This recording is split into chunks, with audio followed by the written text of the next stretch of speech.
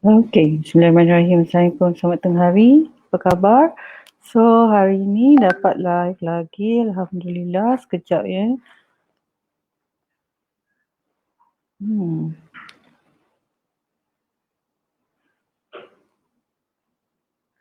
Okey.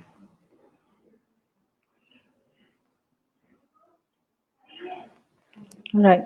So, semalam saya kongsi tentang bayi jaundice, apa yang ibu yang menyusukan tu patut ambil untuk mempercepatkan proses keluarkan kuning daripada bayi tu. So hari ni saya jumpa artikel tentang fakta jaundice, so saya nak kongsi sebab surprisingly walaupun jaundice ni agak common sekarang, agak common, tapi masih ramai lagi ibu yang tak ada tak ada information tentang tak ada information yang tepat tentang tu. Jadi jadilah kisah bayi tu dijemur di sinaran matahari kan, secara pancaran terus, kemudian diberikan pula bayi tu minum macam-macam lah, minum air masak, saya dengar minum air masak, minum glukos, minum susu kambing, dibagi kepada bayi secara direct, sedangkan bayi baru lahir memang tak sesuai untuk ambil apa-apa sahaja bentuk makanan selain daripada susu ibu. So benda tu dah jadi macam kesian bayi tu sebab dia dah lah kena proses kuning dia tu, tapi kemudian dia kena paksa pula makan benda-benda tu. Okay, sebab kerana kita tak ada knowledge ataupun kerana pegangan amalan dulu-dulu. Tapi sekarang sebab dunia perubatan dah semakin maju dan semakin moden, sepatutnya memang ada kaedah rawatan yang tertentu untuk merawat bayi jaundice. Jadi kalau nak bagi susu kambing ke, nak bagi Sunkist ke, Orange Sunkist ke, itu semua ibu yang kena consume dulu, ibu yang kena makan, dan kemudian pas kepada bayi melalui susu ibu. So itu memang hakikatnya, cuma kita masih lagi berpegang kepada orang dulu-dulu bagi direct kat bayi, which is not true. Dan kemudian ada juga amalan bayi ini perlu dibawa untuk bacaan kuning dia ke klinik ataupun hospital, tetapi ada juga ibu bapa yang tidak mahu lagi membawa bayi ke sana kerana kesiankan bayi tu menangis bila darah diambil, which is supposed not to jangan buat tu, kerana kalau macam tu, macam mana nak cek bacaan bayi sudah bebas sepenuhnya daripada kuning. Okay, sebab bila kita biarkan keadaan kuning ini berlarutan dan jika bacaannya semakin tinggi, apa yang terjadi adalah boleh membawa kerosakan kepada organ dalaman bayi itu. Jadi itu yang kita tak nak. Okay, so itulah, jangan kita pandai-pandai buat rawatan sendiri tanpa merujuk kepada pakar. So hari ni saya kongsi tentang fakta about jaundice. Okay, so saya tengok saya boleh share sekejap.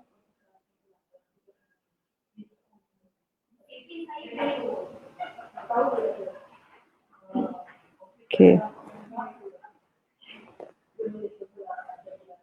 Boleh nampak ke? Alright. So ni adalah bayi kuning, ketahui punca dan cara rawatan yang betul. Okay. So supaya kita tidak lagi hidup dengan mitos-mitos bagaimana hendak merawat bayi kuning, dan apa yang terjadi adalah kita pun kurang maklumat tentangnya. Okay, so bayi kuning atau dalam istilah perubatan dikenali sebagai jaundice adalah di mana mata dan di mana kulit dan mata bayi kelihatan kuning serta menjadi kebimbangan kepada ibu bapa. So penyakit ini biasanya lebih mudah berlaku dalam kalangan bayi yang lahir pramatang sebanyak 80% dan 60% berlaku kepada bayi yang lahir matang. So maksudnya kalau bayi tu memang dah cukup, dah full term, kalau dalam 10 bayi yang baru lahir yang cukup bulan 6 akan mendapat bayi kuning. So ini adalah satu fakta yang sangat orang kata common. Dah common dah. Jadi setiap 10 bayi yang lahir, 6 akan kuning. Kemudian bayi yang lahir premature ataupun pramatang, bayi yang lahir tak cukup bulan, setiap 10 bayi yang lahir, 8 akan kena kuning. So benda ni dah jadi satu benda yang common. Jadi tentulah ada kaedah yang tertentu, bukanlah benda yang orang kata benda yang terpencil. Jadi itu menyebabkan kita patut cari maklumat tambahan. Okey. So menurut pensyarah dan pakar genetik Jabatan Pediatrik Pusat Pengajian Sains Perubatan Universiti Sains Malaysia. Okey. So Dr. Surini Yusof, penyakit kuning terbagi kepada dua jenis, fisiologik jaundice dan patologik jaundice. Fisiologik jaundice adalah keadaan bayi yang kelihatan kuning. Biasanya berlaku ke atas bayi berumur 3 hari dan akan berakhir dalam hari yang ke-7 selepas ia dilahirkan dan tidak membahayakan dan akan sembuh tanpa memerlukan rawatan. Patologik jaundice pula adalah keadaan kuning pada kulit bayi yang dapat dilihat seawal hari pertama dilahirkan dan keadaan ini lebih berbahaya serta memerlukan rawatan segera. Okay.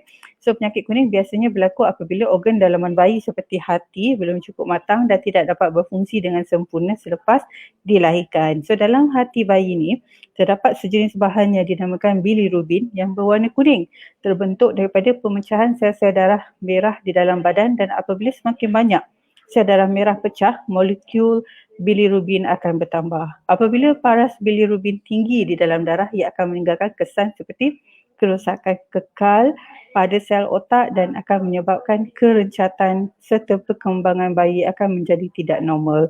Bayi akan mengalami masalah pendengaran, kekejangan otot serta membau maut. Okey, tambah Puan Dr. Surini lagi ya. Antara faktor yang menyebabkan bayi kuning ialah bayi mengalami masalah kekurangan enzim G6PD. Okey, masalah darah merah yang mudah pecah dan kurang menyusu serta jenis darah berlainan di antara ibu dan anak. So, rawatan yang selalu dilakukan adalah menggunakan fototerapi, iaitu meletakkan bayi di bawah cahaya biru yang berfungsi untuk menukarkan bilirubin berwarna kuning ke dalam keadaan yang mudah larut untuk memudahkannya dikeluarkan melalui air kencing dan najis. Jadi susu ibu perlulah diberi secara kerap kepada bayi untuk mengelakkan kekurangan air dalam badan agar paras bilirubin dapat dikurangkan dengan cepat. Okey, Dr. Surini juga turut menasihati ibu bapa supaya bertindak secepat ya sekiranya melihat tanda-tanda membimbangkan berlaku pada bayi yang mendapat jaundice. So rawatan awal boleh menyelamatkan anak daripada mendapat kesan jangka panjang penyakit ini. So kebanyakan ibu bapa menjemur bayi di bawah sinaran matahari apabila bayi kelihatan kuning, namun sinaran matahari tidak boleh mengurangkan kuning pada anak. Sebaliknya boleh mengakibatkan baby menjadi kering ataupun dehydrated. Okay, so sekarang kita tahu fakta dia bahawa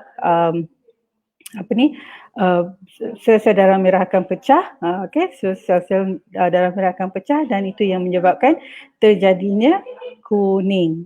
Okay, so sejenis bahan yang dinamakan bilirubin yang berwarna kuning terbentuk daripada pemecahan sel-sel darah merah di dalam badan, dan apabila semakin banyak sel darah merah pecah, molekul bilirubin akan bertambah. Okay, so itu juga kerana hati bayi masih belum matang untuk berfungsi dengan sempurna. Okay, so itu yang terjadi. Jadi apa yang jika ibu bapa tu dia memang ignore the facts dan kemudian tidak membawa anak ke rawatan, so inilah yang terjadi, boleh membawa kepada kerosakan yang lebih teruk. So apakah kerosakan itu? Kalau dekat sini dikongsikan, kerosakan kekal pada sel otak, boleh menyebabkan kerencatan serta perkembangan bayi akan menjadi tidak normal. Bayi akan mengalami masalah pendengaran, kekejangan otot dan boleh membau maut. Okay, so this is the fact that saya cakap dalam bayi normal dalam kelahiran bayi normal, setiap 10 bayi yang lahir, 6 akan kena kuning. Terkena kuning kerana hati masih belum matang untuk berfungsi, dan kemudian ada dalam hati tu ada bilirubin yang berwarna kuning, dan apabila lebih banyak sel darah merah pecah, maka bilirubin akan bertambah. Okay, so jika tidak dirawat dengan segera, dia akan boleh membawa kepada kerosakan kekal. Alright. Dan rawatan yang digunakan adalah fototerapi. Kerana di bawah cahaya biru, okay, dia berfungsi untuk menukarkan bilirubin yang berwarna kuning itu kepada keadaan yang lebih mudah larut untuk memudahkannya dikeluarkan melalui air kencing dan najis. But the thing is, kalau puan-puan jemur di bawah sinaran matahari, okay, okay, so ini memang effect ya. Jika puan jemur mereka di bawah sinaran matahari, bayi keadaan bukan menjadi lebih baik, sebaliknya bayi itu akan lebih dehydrated atau kekeringan. Okay, so it's not a proper treatment untuk bayi jaundice. So jadi ada ramai ibu bapa yang bertindak tidak mahu membawa anak setiap hari untuk membuat pemeriksaan darah bagi mengesan bacaan kuning tu. Jadi kalau penyakit itu kalau dilihat tidak berbahaya, tidak mengapa, sebab maksudnya mungkin makin kurang dan makin kurang, sebab kalau kita tekan tu kita tengok masih kuning lagi ke tidak. But sometimes dia memang dah subside. Okay, tapi kalau tidak, kena bawa, okey, jangan bertangguh. So apa rawatan yang terbaik adalah memberikan susu ibu. Jadi tak ada isu beri susu kambing secara langsung kepada bayi, beri glukos lah, beri air masak, beri air Sunkist ke, Orange ke, nothing like that. Okay, tak ada. Okay, so isu dia sekarang bayi itu tidak boleh menerima apa-apa makanan selain daripada susu ibu. Okay, dan susu ibu perlu diberi secara kerap. Okay, right. So inilah fakta tentang bayi kuning. Okay, kita kena ketahui punca dan cara rawatan yang betul. Alright. Okay, so kemudian saya nak kongsi tentang kekuningan pada bayi baru lahir ni.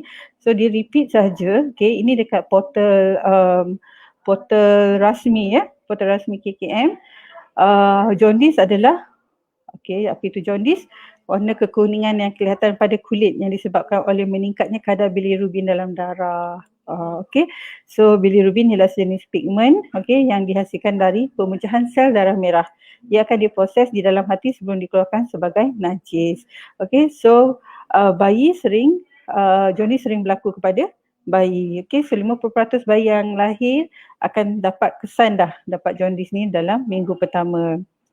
So ada dua jenis jaundice macam saya cakap tadi, fiziologi dan patologi. So yang ni kemudian apa yang menyebabkan bayi jaundice mendapat jaundice berpanjangan. So maksudnya kalau berpanjangan tu melebihi 14 hari, so penyusuan ibu sepenuhnya. So kena bagi penyusuan ibu dan ibu tak boleh ambil apa-apa ubat-ubatan tradisional lagi lah. So penyekatan aliran hempedu daripada hati ke usus yang akhirnya menyebabkan najis pucat dan air kencing yang pekat dan kekurangan hormon thyroid. Kes ini sangat jarang berlaku. Alright, so sebab itu bayi perlu melakukan pemeriksaan saringan menggunakan darah tali pusat. Jika apa yang kita harus bimbang? Jika anak kita jaundice, kalau anak kita cukup bulan dan tidak berisiko teruk, tak apa. Jaundice hanya terjadi selepas 48 jam selepas lahir dan bayi kita sihat dan aktif. Walau bagaimanapun perlu dapatkan pemeriksaan doktor dulu.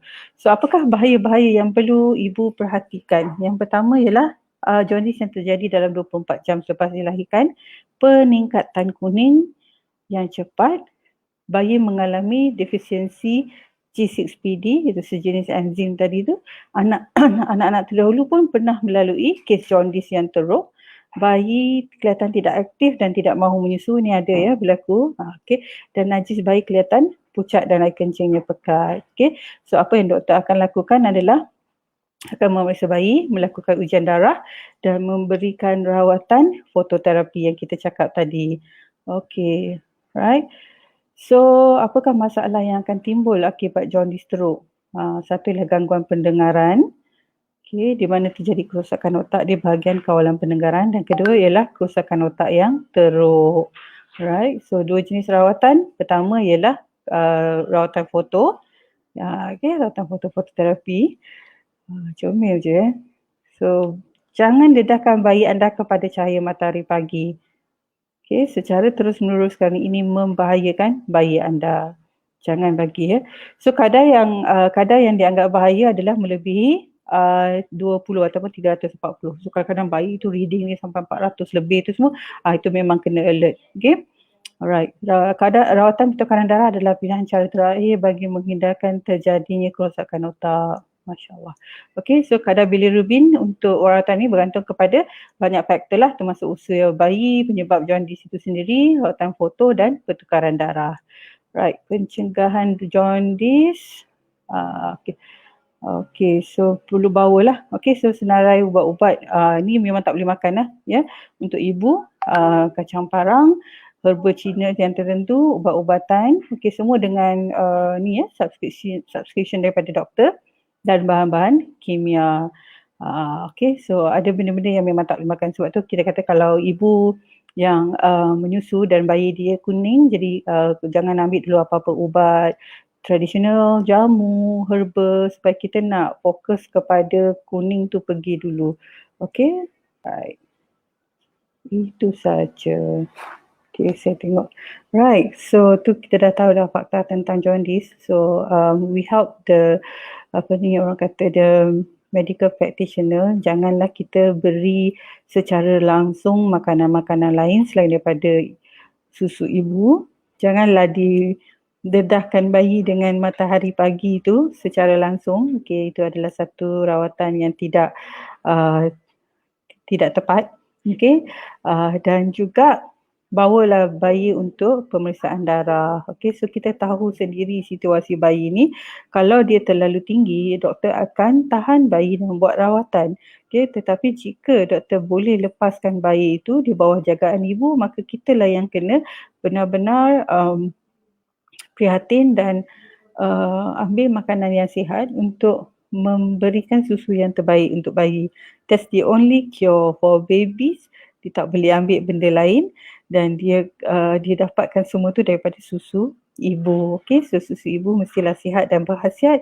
So banyak dah ya saya sentuh tentang bagaimana mendapatkan susu yang berkhasiat. Susu yang sihat adalah kerana ibu itu mengekalkan pemakanan yang sihat. Okay, pola pemakanan yang sihat, kaedah makan mengikut piramid makanan, pertambahan kalori sesuai dengan penyusuan dan sebagainya. Okay, so itu adalah peranan ibu dan peranan bapa. So jangan tak bawa anak tu pergi berjumpa doktor sebab kita kena tahu reading untuk baby kuning ni, baby jaundice ni, right? Sebab tu kadang-kadang bila bayi kuning kan, memang terlalu banyak hospital trip yang ibu dan bapa tu kena pergi. Kita sangat faham, okay, so dalam keadaan ibu tu dah lemah baru lepas melahirkan, ibu tu kena ada tenaga untuk membawa anak ke pemeriksaan doktor. It's not an easy task because puan-puan dalam keadaan yang sangat penat. Kalau kita ada luka, kita ada jahitan, benda tu lagi-lagi kita punya pergerakan sangat terbatas. But at the same time, we have to bring our baby to see doctors. So it's not a compromise. Okay? Sebab itu saya pesan jangka panjang kita menjaga pemakanan yang sihat dan seimbang adalah kerana untuk mengekalkan tenaga selepas melahirkan. Okay, so tak ada dah isu membawa bayi kita ke shopping malls, ke park dan sebagainya kerana sesuai dengan keadaan COVID ni kita tak bawa anak keluar rumah. Tetapi kita perlu buat pemeriksaan doktor. Okay, so di mana nak dapatkan tenaga kalau kita tak menjaga daripada awal. So that's why I memang sarankan ibu yang nak hamil, ibu hamil, okay, sepanjang kehamilan jagalah makan. Kerana itu memang memberi kesan yang sangat signifikan dalam jangka masa yang panjang. Okay, kadang-kadang kita sendiri demam, kita sendiri lemah, kita sendiri tak sihat, so we cannot take care of our baby. Itu yang penting dia. Kerana saya cerita ni sebab saya melalui anak ketiga dan keempat ditahan kerana jaundice, is the same thing. Dan anak ketiga dan anak keempat lah saya dapat GDM. Okay, so while we taking care of our own health tu, kadang-kadang terbabas juga. Ada banyak sebab, faktor umur, faktor lifestyle, faktor stress, kan? Kadang-kadang kita makan pun tak cukup. Apa ni orang kata, pengambilan kalori tu, right? So that's the most important thing. I hope this message gets through, that ibu hamil memang kena jaga diet dia, sangat-sangat kena jaga diet dia. So if you dapat bayi jaundice, nanti you kata you tak sihat nak bawa bayi tu pergi ke hospital untuk pemeriksaan, bukan sebab kerana COVID dan sebagainya, tapi kerana kita yang tak sihat. Okay, so we have to be strong to take care of our own baby. Sangat penting. Very, very important on that, right? So I think after this, please, there is no more issue of ibu ambil jamu ataupun herba terlarang semasa bayi masih mendapat kuning. Kemudian tidak ada lagi isu ibu memberikan secara langsung makanan-makanan lain seperti whatever it is lah kan, alright, kepada bayi secara direct. Sebenarnya semua makanan itu ibu kena consume. Kemudian baru pass through the milk. Okay, so there's no issue of you give susu kambing kepada bayi, you bagi orange, cangkis, kan. You bagi whatever lah, susu kurma and all that, itu semua ibu makan. And then bagilah susu tu kepada bayi, okay, susu ibu saja, right? So there's no issue of mendedahkan bayi kepada sinaran matahari pagi, konon-kononnya untuk mengurangkan kuning, tetapi keadaan persekitaran kita yang sangat tercemar, there's nothing beneficial untuk itu, maka bawalah bayi mendapatkan rawatan fototerapi sama ada di hospital ataupun boleh disewa. Okay, alat tu memang boleh disewa, right? So jangan bagi lagi cahaya matahari. So I know there's a lot of herbal yang perempuan mandikan dengan bayi dan sebagainya. I think it's very subjective, right? Tapi fokus adalah untuk mengurangkan bacaan itu sehari demi sehari dan dalam masa yang sama membuat pemeriksaan untuk mengesahkan, right? So itulah dia message untuk hari ini tentang bayi jaundice. Alright, before I end, I have one message sahaja, iaitu petang plus kita akan buat satu kursus rawatan terapis berpantang secara percuma kerana ini adalah program tajaan kerajaan. So jika perempuan berminat, boleh hubungi kami untuk maklumat lanjut dan kita akan klik link tu ataupun DM saya. Okey, kursus akan bermula bulan ini, bulan September, dan saya hanya mencari mereka yang berminat. Okey, saya tahu ramai seminar jangkis, apa saja kursus percuma mereka masuk, tetapi it doesn't serve the purpose because kita hendak lahirkan juruterapi yang berketerampilan. Okay, so ini bukan dunia glamour yang perempuan rasa senang nak buat kerja ni ataupun maybe boleh buat duit dan sebagainya. It doesn't work that way. Okay, kita kena ada passion dan juga minat yang sangat tinggi untuk menjaga wanita dalam pantang. Then you are eligible to become a participant and the cost fee is free. Okay, yuran kursus ni adalah percuma. So kepada mereka yang hendak menjadi juruterapi berpantang, rebutlah peluang ni. So seat tak banyak, kita memang kena tapis betul-betul. So I think itu saja dari saya untuk hari ini. So I just want to pesan kalau sesi ini bermanfaat, boleh kongsikan, boleh like, boleh komen dan boleh DM saya jika ingin menjadi peserta kursus. Alright. So meanwhile, take care. Stay safe and stay strong. InsyaAllah kita jumpa lagi. Assalamualaikum warahmatullahi wabarakatuh.